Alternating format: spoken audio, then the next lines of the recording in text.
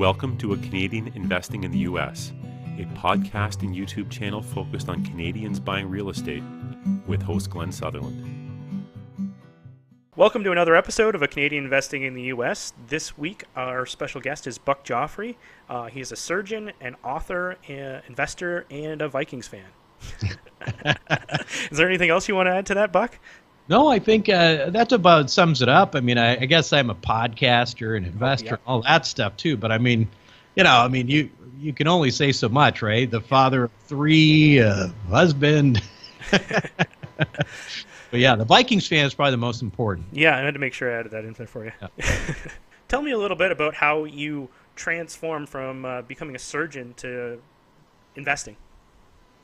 Well, a couple things. First of all, I think for me the journey really started by an accident. On the way back from my honeymoon, which was, I got married the day after my surgical training ended, and my wife and I got married the next day and went on a honeymoon. On the way back, I picked up a book in a Mexican airport called Cash Flow Quadrant, and by Robert Kiyosaki. And for me, that book was really transformational because it opened my eyes in general to the idea of not being just a W-2 employee, of what we call in the States a W-2 employee, being somewhat more of an entrepreneur, being more of an investor, and all that really intrigued me. So I think that's really where it all started. And after that, that encouraged me to, instead of going to work for somebody else, to quickly pivot and starting my own business. And so I started at it first as an entrepreneur, and then as an entrepreneur I started to make money. And when I started making money, well, then the Kiyosaki stuff started coming back again, right? Real estate, etc. And my dad also is a real estate investor. He still is, although I didn't really like the way he did it. But the way Kiyosaki made it sounded like, hey, this is something that maybe I could do. So I got involved with that, and before long, to me, that became more interesting and more fun to find things to invest in. All of the, ultimately what I would call sort of the financial engineering of wealth became more interesting to me than the practice of medicine.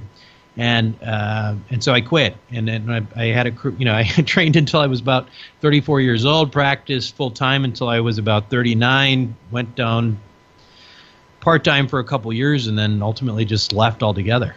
So, could you speak to how it's possible to leave your practice and for it to still exist when you're not there?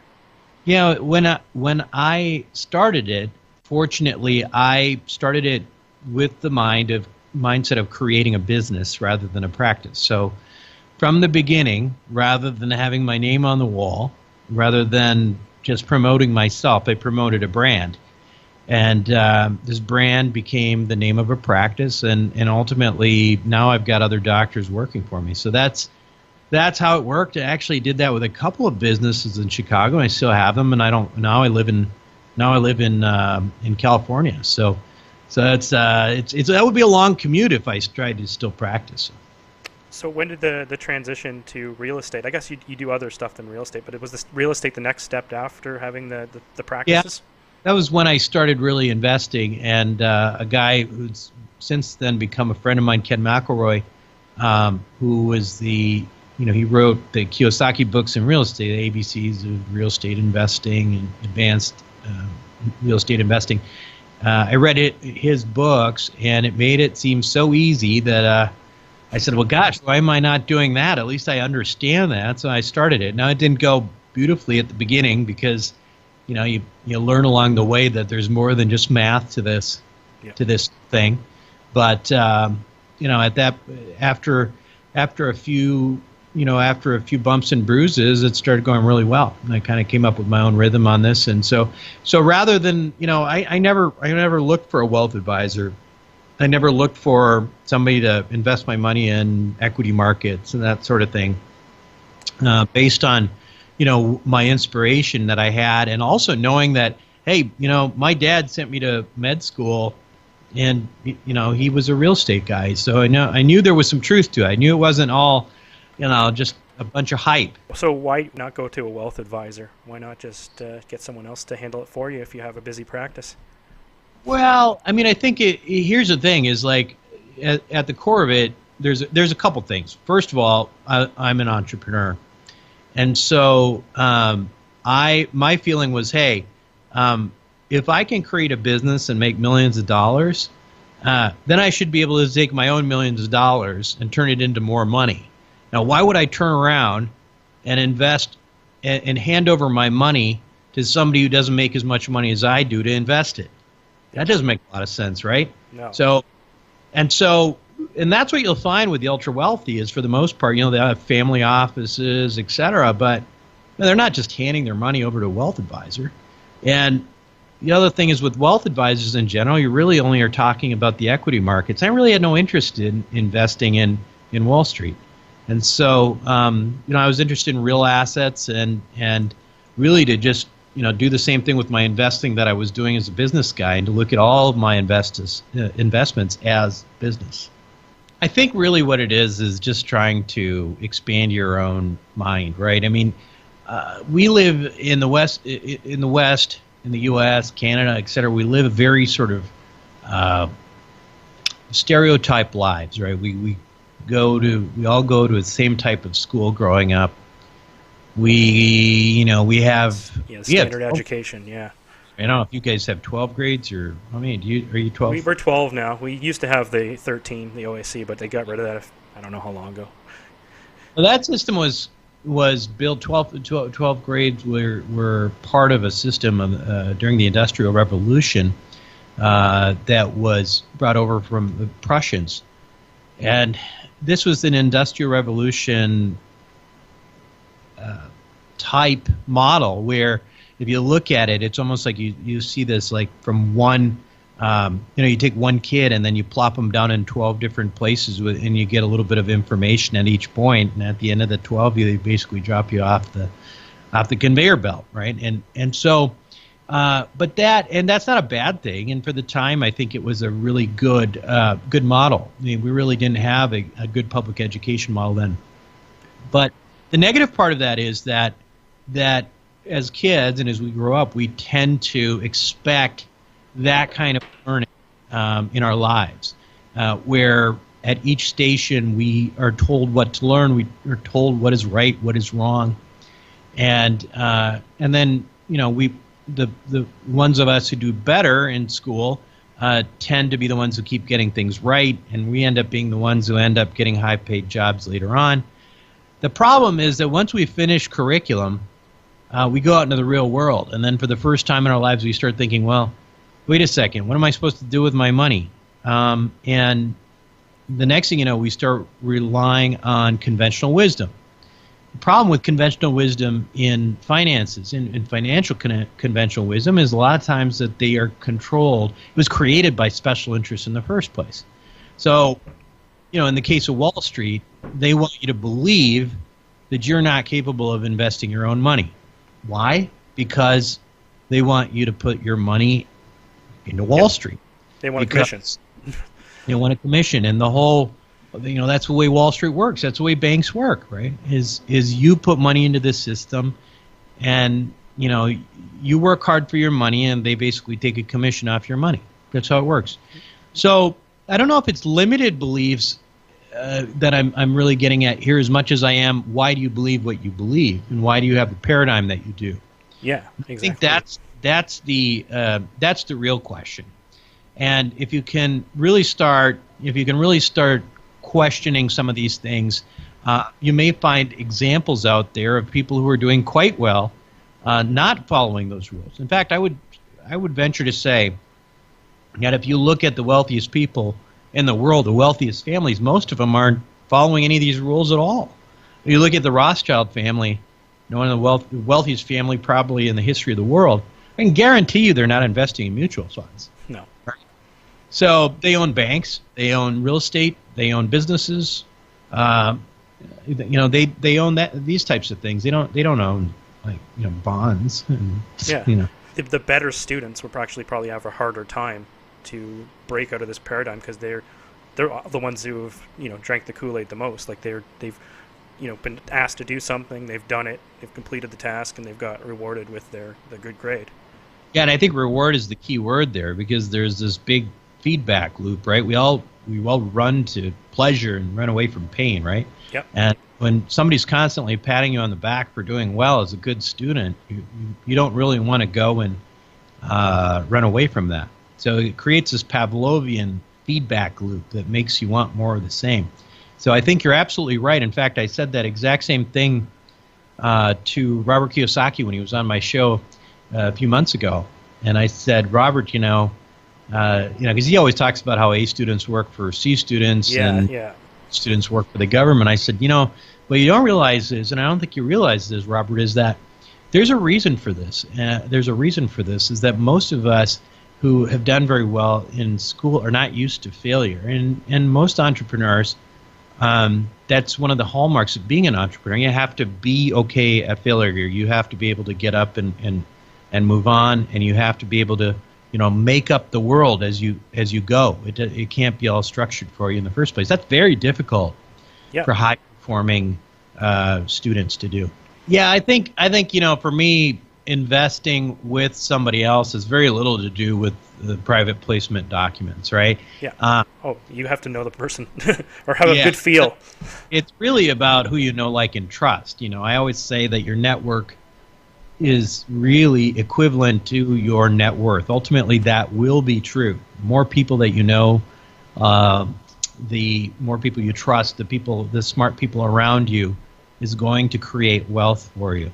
And so as part of the process of investing passively, in a syndication, like we do plenty of syndications, you have to understand that you are going to get documents that are going to be legal documents, because the world we live in, there's no guarantee that any investment, I don't care what it is ever guaranteed. Yep. But at the end of the day, we live in a world that if things don't work out, people automatically want to sue. So you're going to have to sign documents. Now, you need to cover CYA or CYA. Yeah.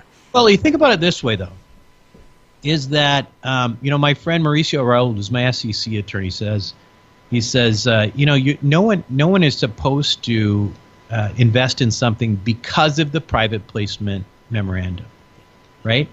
It's sort of like, I'm a surgeon by training. No one ever looks at the surgical consent and says, hey, yeah, sign me up for one of those, right? Yeah, no. You need the operation. You have to, you need the operation for some reason, or maybe you're having cosmetic surgery and you want the operation. That's why you do it. The surgical consent tells you all the things that could go wrong. You sign it despite the risks, right? You're not sold because of the documents. You're sold because of the deal. Yeah. The outcome. And so that's the way you got to look at it. Buck, can you tell us a little bit about the infinite return model you're using for your investing? Yeah, so this is the way I invest in real estate now. And in fact, I'll say I invest in pretty much everything I do the same way. The idea is quite simple. Let's take, for example, why do most of us invest in real estate, and what do we look at when we do? We look at things like cash on cash. We look at, what's our ROI or cash on cash? And cap, yeah. A lot of times people will be happy if they can say their cash on cash is 10%, maybe 12%, something like that. And that's not a bad way to look at it. Now, but if all you had was cash on cash or return on investment and it was 10%, what does that mean in terms of how long it takes you to get your money back before you're actually making money? Well 10 years for 10%. 10 years, right? So 10 years. So you're really, for 10 years, you're just getting your own money back. So what's so great about that? Yeah. Right? So here's the way I like to look at it. Instead of looking at opportunities as cash on cash or return on investment, what I focus on is how quickly can I get my money back in a deal and still have equity in the deal? How can I get my capital that I've invested off the table and still have equity in a deal for the long term? Because you know what? That becomes infinite return, because you have nothing there's nothing there on the table anymore. You're out of the deal. Your money's moved into something. You've recycled it into another opportunity. So everything else that you're getting there is infinite return. So what kind of strategies are you using for that? Is like you talking about. Oh, go ahead. So so we have. Let me give you an example of actually my a group that I work with that's based in Canada actually. So they're open to Canadian investors as well. And so I work with them a lot. Well, this is their model. It's pretty interesting. All their property is in the United States, and we're dealing right now, in fact, on a property in Mesa, Arizona. But effectively, what it is they have a certain kind of Fannie Mae loan that allows them to take to refinance refinance effectively every year. And so what they do is they come in with a very, very deep value add plan, right? So they're going to crank up that net operating income.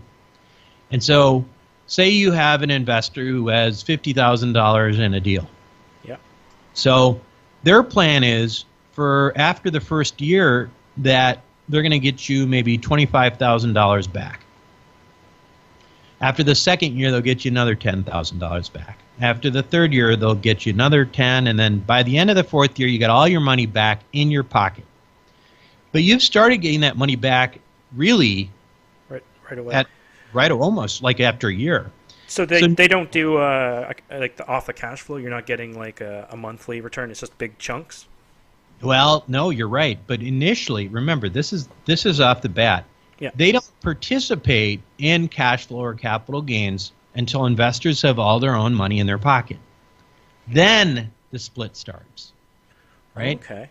Yeah. Then, now that everybody has all their money back and they only have upside, that's when there's a split. So by year 5, we may still have double-digit returns for investors, but now it's true profit. It's not pretend profit. Right? It's not I'm 10% cash on cash, but I'm actually 3 years into this, so really I'm still just getting my money back. At this point, you have your money back, you're getting real return, and in the meantime, you might have invested in another deal with them doing the same thing. So if you can imagine, over time, it's a much more efficient use of capital, right? Because people talk about I want to have, say, maybe $10,000 a month in free cash flow. That's my goal, by investing. If all you did was invest in 10% cash on cash deals all day long, you need $1 million to do that. Yeah. You need to put in over time $1 million. But now, what if you are constantly getting your money back every few years? Every year, you're getting a chunk of your money back. Well, that's going to cut the amount of time to get to that $10,000 way down. Because it's like a compound on compound interest, because you can reinvest it into another deal. Exactly. It's recycling. It's compounding. Is exactly right. Yeah. And so that's what I call infinite. The infinite investing technique. And there's a lot of syndicators who do that. And have been doing that for years. I mean, Ken McElroy, I've talked about him a couple times. Ken's model, that's basically it, right? But he doesn't use a year-to-year refinance. It's usually, like most people, like most of the time you hear a 5-year or 6-year refinance, and then you're hoping to get capital back. But what I'm talking about is literally after year 1, boom, you're starting to get capital back. And that's totally different. And that, the quicker you can get capital back, the faster you can grow your money. It's just the velocity of money. So, just thinking here, what if the market just started to turn? I'm not saying like a full recession, but then maybe the refi, because it's probably going to be based on the value, you might be able to get the refi that you want. That's right. But then you don't have the security of them paying out like a cash flow every month, right? Like a preferred return. There is cash flow as well. It's just, that's not the big chunk, because so much of it is is really trying to improve net operating income. So let's answer your question. So basically the answer is that it doesn't really matter what cap rates do, because there's one of two things going to happen. If you can't refinance for enough, you're going to have more cash flow, right? Yeah. If you can refi, you're just going to get the capital off the table. So either way, you're going to get money back. So you do the real estate, and you have the practices you own. Do you do any other kind of investing? Do you do crypto? Do you do anything else? I'm all over the place. This is a passion for me. It's investing and learning new ways of making money, frankly. So, I'm in multifamily. I'm in the self-storage space as well. I have a partner group mostly in the Southeast United States that we do that with. Like in the multifamily, mostly it's Southwest, although we're in Texas as well. And again, that is a Canadian company, so the Canadian investors participate as well. The other things that I do involve, I am in the cryptocurrency space. I don't consider that sort of one of my main things. I would consider it. I would consider myself a cryptocurrency enthusiast who's done well. I do have a small cryptocurrency hedge fund. It's not open, but I do have that. I also, and then on the opposite of that spectrum, I also have a fund that I also deal in the world of life settlements, which is totally different than most people have probably dealt with. So, yeah, tell me a little bit about your Roadmap to Wealth training program. Yeah, so I did this course called Your Roadmap to Real Wealth, and you can check it out at wealthformularoadmap.com. But it is the course that I wish I had when I finished residency training. Because, as I mentioned before, there's no curriculum for this stuff, right? Right. There is conventional wisdom that's written by Wall Street and special interests. The wealthy invest by a different set of rules, and there's no rule book there that's written that you can just check it out from the library and read it. And so what I've tried to do is I've tried to create that type of program that helps you as a professional. Maybe you're not making millions of dollars a year, but maybe you make $100,000 a year or something like that. That you can still use a lot of the same things, the same strategies that the ultra wealthy do, because I think that's the way, in my opinion, you can more efficiently grow your wealth. Who all did you work on creating that, or work with on creating this? There's some really strong people in there. There is the real estate guys from Real Estate Guys Radio, Ken McElroy, again, Rich Dad Advisor, friend of mine who's ABCs of Real Estate, Kevin Day, who's like a world-class asset protection estate planning attorney, Dean Graziosi, a lot of people probably know, is also in there. Now there's a number of very, very well known branded individuals who've just got a wealth of knowledge, no pun intended. But these are the folks who really know the world of the wealthy, and so they were kind enough to work on that project with me, and we shot the whole thing in Phoenix, and I think it turned out really good.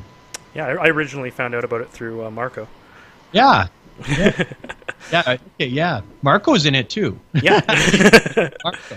But yeah, I just had him 2 weeks ago as on the show. If people wanted to reach out to you to find out about the course or syndication or anything else, what's a good way to get a hold of you? Well, there's the podcast, of course, where you can download that from pretty much anywhere where you can download anything, and music-wise, it's Wealth Formula Podcast. The website is wealthformula.com. You can also, just get a free copy of my book, 7 Secrets of Eternal Wealth. Even if you just text me, you can get the downloadable version. And you can do that simply by download. You can text 44222 and type in Wealth Formula as one word, and you'll get a free copy of my book too, which was an Amazon #1 bestseller. And it's still on Amazon also. It's still on Amazon, but yeah. You could pay for it if you want, or you could just text me. I just purchased I purchased it because I like the hard copy instead of the Kindle version. Yeah, no problem. Yeah. Yeah, well, that's great. Appreciate it. Well, thank you for your time, Buck. You bet. Thank you.